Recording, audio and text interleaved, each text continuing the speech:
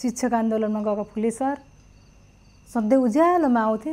आज त साँझ परिसक्यो अहिलेसम्म आएनन्। कतै पुलिसले त समाचार लगाएन। समाचारमा के दिन्छ हेर्नु पर्यो।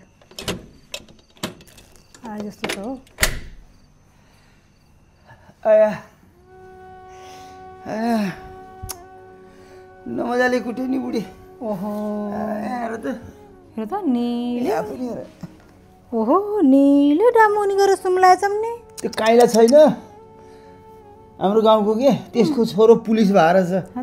ओहो सर पनि शिक्षक आन्दोलनमा आउनु भएको रहेछ भनेर उहाँ चौकीमा लगेर तैँले मलाई सानोमा कुटी कुटी पढाउँथिस् भन्दै सम्झी लौराले यहाँ होइन यहाँ यस्तो हाने नि।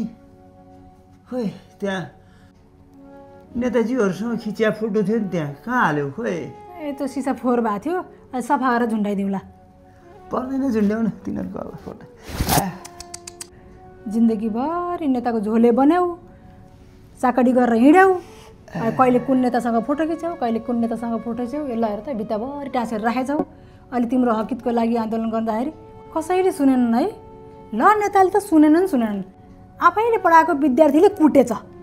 कुट्यो नि बच्चाले सम्झी कुट्यो। यसो गर न है आज तातो तेलमा मेथी पुराएर मस्तो मालिस गरिदियो है। किन त्यो पुलिस विद्यार्थीले दिएको मालिसले पुगेन र? नजिस्काउ न मालिस गर्दैन।